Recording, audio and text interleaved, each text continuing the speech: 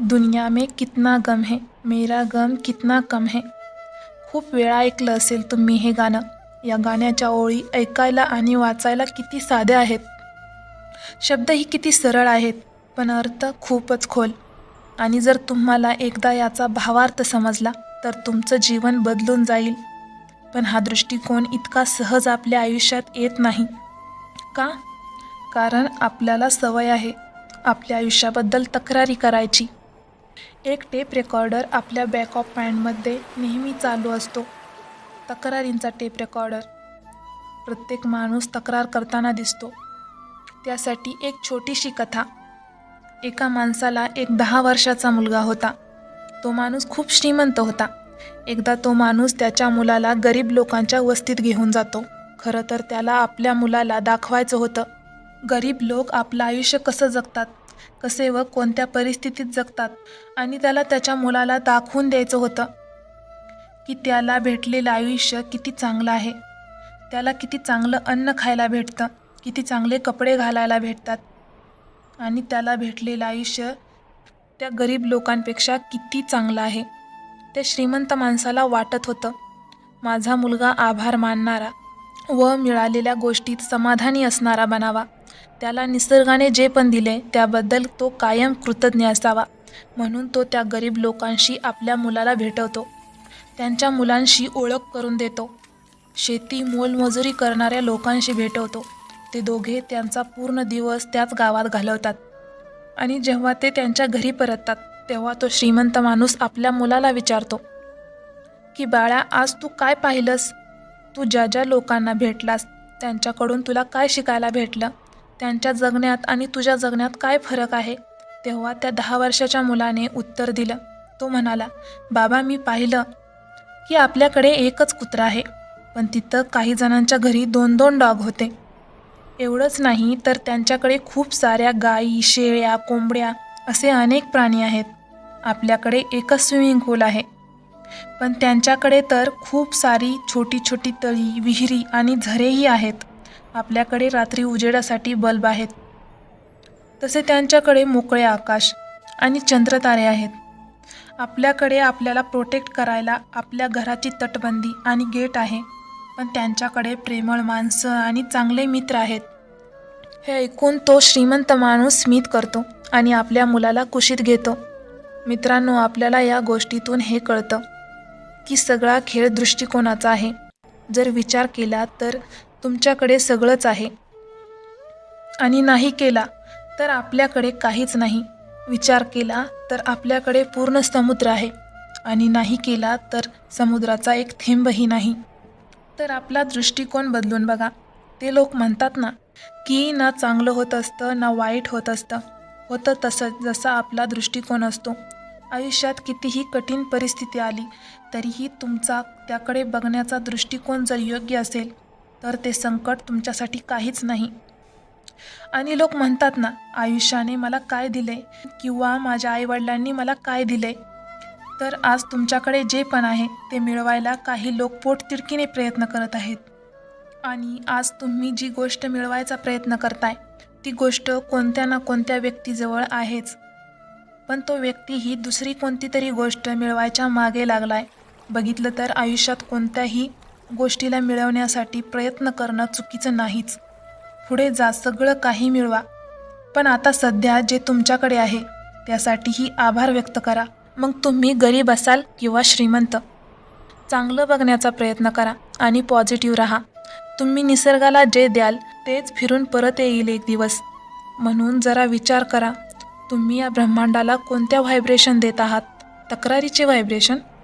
आणि आपण ज्या गोष्टींची आणि परिस्थितीची नेहमी तक्रार करत असतो, ज्या समस्यांचं रडगाणं आपण वेळोवेळी रडत असतो, त्या आपल्या आयुष्यात वाढतच जातात. म्हणून दुःखी अजूनच दुःखी आणि सुखी अजूनच सुखी होत जातो. तक्रारींनी भरलेल्या या वाटेवर चालताना कधी आयुष्य संपून जातं हे समजतही नाही, आणि आपण कायमसाठी एका सुंदर आणि महान वाटेपासून अपरिचित राहतो. माहीत आहे तो रस्ता कोणता आहे? आभाराचा रस्ता, कृतज्ञतेचा रस्ता, law of gratitude. Law of अट्रॅक्शननुसार आपण ज्या गोष्टीवर फोकस करतो ती गोष्ट वाढत जाते. जर तुमच्याकडे जे नाही तुम्ही त्या गोष्टीवर तुमचं लक्ष केंद्रित केलं तर खूप लवकर असं होईल की तुमच्याकडे जे आहे तेही लवकरच निघून जाईल. आणि त्याविरुद्ध आपल्याजवळ जे आहे जर तुम्ही त्यावर लक्ष केंद्रित कराल आणि निसर्गाचे त्यासाठी आभार मानाल तर लवकरच तुमच्याकडे तेही येईल जे तुमच्याकडे नाही. आभाराची शक्ती ही खूप कमालीची शक्ती आहे. आयुष्य बदलून टाकायची ताकद आहे यात. धन्यवाद शब्द काही साधा शब्द नाही. या ब्रह्मांडाचे आभारावर खूप प्रेम आहे. तुम्ही जेवढे जास्त आभारी असाल तेवढ्या चांगल्या गोष्टी तुम्हाला मिळत जातील. चांगले लोक, चांगली परिस्थिती, चांगले अनुभव तुमच्या आयुष्यात येऊ लागतील. तुम्ही धन आकर्षित करू लागाल.